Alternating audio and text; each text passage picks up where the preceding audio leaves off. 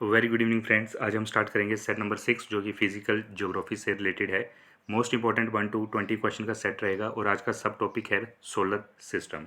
ठीक है, यहाँ से आपको एक या दो क्वेश्चन अपने एग्जाम में देखने में मिल जाते हैं। ठीक है, तो काफ़ी इंपॉर्टेंट 1 to 20 क्वेश्चन का सेट रहने वाला है। आज दिन तक जो यहाँ से क्वेश्चन अपेयर हुए हैं मोस्ट एग्जाम्स में सारे कंपाइल किए गए हैं। ठीक है, इसके आगे सोलर सिस्टम के और पार्ट्स भी आ सकते हैं वीडियोस के फॉर्म में। ठीक है, तो सारे क्वेश्चन हम कवर हम इस टॉपिक के कर लेंगे जो आज दिन तक यहाँ से इंपॉर्टेंट क्वेश्चन पूछे गए हैं मैक्सिमम एग्जाम्स में। वीडियो अच्छे लगे तो वीडियो को आप लाइक पक्का कीजिए, कोई डाउट हो तो कमेंट कीजिए।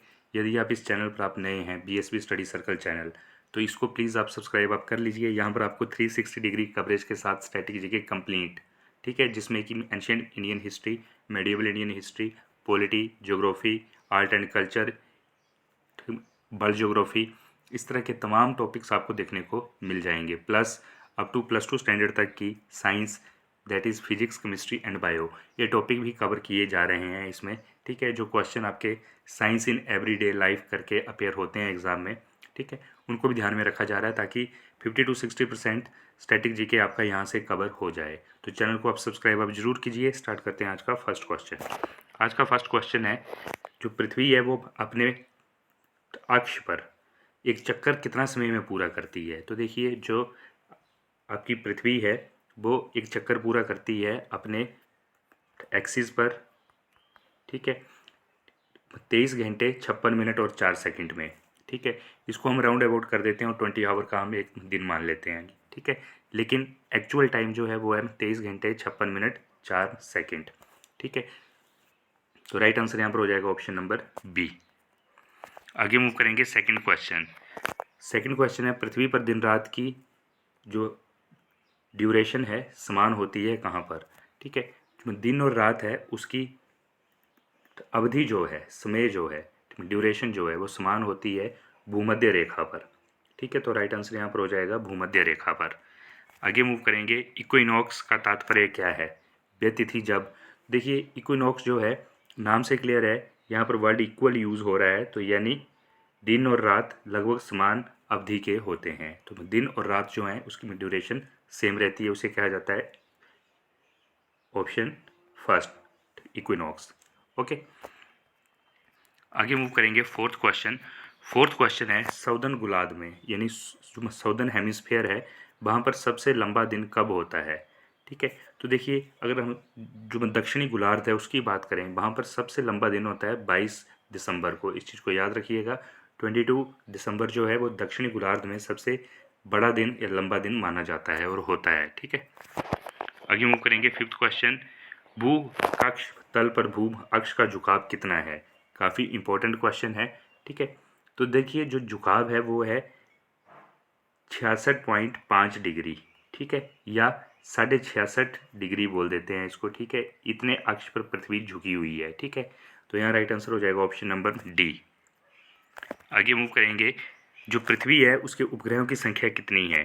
तो देखिए, जो पृथ्वी है उसके जो सैटेलाइट्स हैं, उपग्रह हैं, वो है एक, और वो कौन सा है, वो है चंद्रमा। ठीक है, मून जो है वो अर्थ का एक नेचुरल सैटेलाइट है, तो अर्थ में उपग्रहों की संख्या है 1। आगे मूव करेंगे, 21 जून को दिन का प्रकाश उत्तरी ध्रुव पर दिखाई देता है। ठीक है, तो 21 जून को अगर हम नॉर्दर्न बेल्ट की बात करें, ठीक है, नॉर्थ पोल की बात करें, तो 21 जून को 24 घंटे तक दिन का प्रकाश उत्तरी ध्रुव पर दिखाई देता है, यानी नॉर्थ पोल पर दिखाई देता है। तो राइट आंसर यहाँ पर हो जाएगा ऑप्शन नंबर डी। आगे मूव करेंगे अपने 8वें क्वेश्चन की तरफ। 8वां क्वेश्चन है, पृथ्वी से सबसे निकट ग्रह स्थित है कौन सा।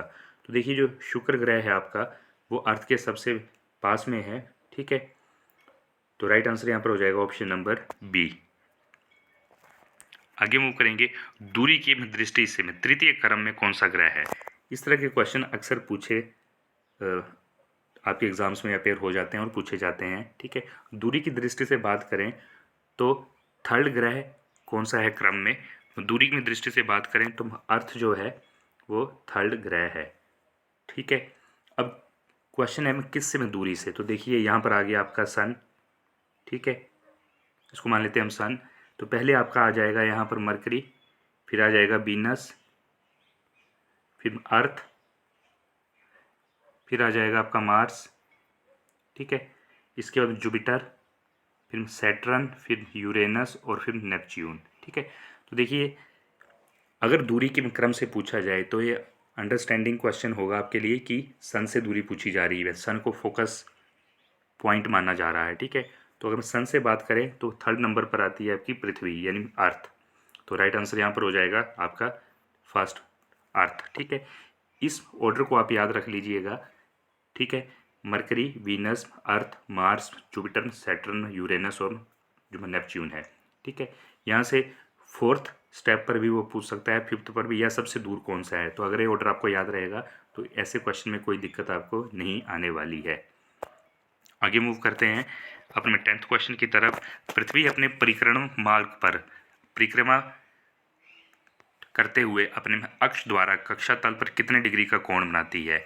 ऐसा क्वेश्चन हमने स्टार्टिंग में भी एक किया। तो देखिए जो एंगल बनता है वो बनता है 66.5 डिग्री का, ठीक है, 66.5 डिग्री का, ठीक है। तो राइट आंसर यहाँ पर हो जाएगा ऑप्शन नंबर बी। आगे मूव करेंगे क्वेश्चन निम्न में से किन तिथियों को सूर्य की किरणें विषुवत यानी इक्वेटर लाइन पर सीधी पड़ती हैं। तो सीधी जो पड़ेंगी सूर्य की किरणें विषुवत रेखा पर इक्वेटर लाइन पर, ठीक है, वो कब पड़ेगी, वो पड़ेंगी 21 मार्च और 23 सितंबर को। तो राइट आंसर यहाँ पर हो जाएगा ऑप्शन नंबर डी। आगे मूव करेंगे निम्नलिखित में से कौन सा तारा पृथ्वी के अधिक समीप है। तो देखिए सूर्य जो है वो अर्थ के सबसे पास में है और सूर्य कोई प्लैनेट नहीं है, ये एक स्टार है, इस चीज़ को भी याद रखिएगा, ठीक है। तो अर्थ की बात करें तो अर्थ के सबसे पास का जो तारा है वो है सूर्य। आगे मूव करेंगे ये किसने सर्वप्रथम प्रतिपादित किया कि सूर्य हमारे सौरमंडल का केंद्र है, फोकस है, सेंट्रल पॉइंट है और पृथ्वी उसकी परिक्रमा करती है। देखिए इस चीज़ को सही साबित किया था कोपरनिकस ने। इससे पहले ऐसा माना जाता था कि जो अर्थ है वो स्टैटिक है और सूर्य उसका परिक्रमा पूरा करता है, लेकिन कोपरनिकस ने इस सिद्धांत को फेल किया और उसने सिद्ध किया कि अर्थ सन के चारों ओर घूम रही है जबकि सन स्टैटिक है, फोकस पॉइंट है एक, ठीक है। आगे मूव करेंगे 14th क्वेश्चन। जब दिन और रात की जो ड्यूरेशन है बराबर होती है तो सूर्य की किरणें सीधी पड़ती हैं कहाँ पर। देखिए जब दिन और रात दोनों बराबर होते हैं तो सूर्य की किरणें जो हैं, रेज जो हैं, सनलाइट जो है वो सीधी पड़ती है भूमध्य रेखा पर, ठीक है। तो यहाँ राइट हो जाएगा भूमध्य रेखा। आगे मूव करेंगे 15th क्वेश्चन। यदि पृथ्वी व अंतरिक्ष के बीच से वायुमंडल को हटा हुआ माने तो आसमान का रंग कैसा होगा। तो देखिए अगर वायुमंडल नहीं है तो आसमान का रंग आपको काला दिखाई देगा, ठीक है, तो ब्लैक होगा। राइट आंसर यहाँ पर ऑप्शन नंबर में डी हो जाएगा। आगे मूव करेंगे जो पृथ्वी है उसकी परिधि कितनी है, ठीक है। तो जो पृथ्वी है उसकी जो परिधि है यानी सरकमफ्रेंस है वो है ऑप्शन नंबर बी 40,075 किलोमीटर, ठीक है, 40,075 किलोमीटर की सरकमफ्रेंस है। तो यहाँ राइट आंसर हो जाएगा आपका ऑप्शन नंबर बी। आगे मूव करेंगे किस डेट को या तिथि को उत्तरी गोलार्ध में सबसे लंबा दिन होता है। उत्तरी गोलार्ध में बात करें, नॉर्दर्न हेमस्फीयर की बात करें तो सबसे लंबा दिन होता है 21 जून को, ठीक है। तो राइट आंसर हो जाएगा 21 जून। आगे मूव करेंगे अपने 18th क्वेश्चन की तरफ। किस डेट को या तिथि को उत्तरी गोलार्ध में सबसे छोटा दिन होता है। तो देखिए उत्तरी गोलार्ध की बात हो रही है, इस चीज़ को याद रखिएगा। सबसे बड़ा दिन 21 जून और सबसे छोटा दिन है 22 दिसंबर। तो आपको याद रखना है नॉर्दर्न हेमिस्फीयर में सबसे बड़ा दिन 21 जून और सबसे छोटा दिन 22 दिसंबर, ठीक है, इस चीज़ को याद रखिएगा।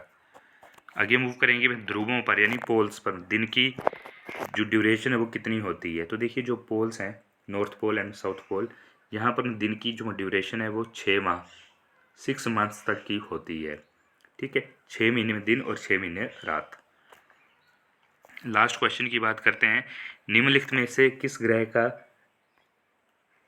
इम्पोर्टेंट, ठीक है, काफ़ी इंपॉर्टेंट क्वेश्चन है, जो घनत्व है एवरेज घनत्व या डेंसिटी सबसे अधिक है। तो राइट आंसर है तो औसत घनत्व जो है सबसे अधिक है बुध का। तो राइट आंसर यहाँ पर हो जाएगा ऑप्शन नंबर डी बुध। तो फ्रेंड्स ये थे टॉप 20 इंपॉर्टेंट क्वेश्चंस।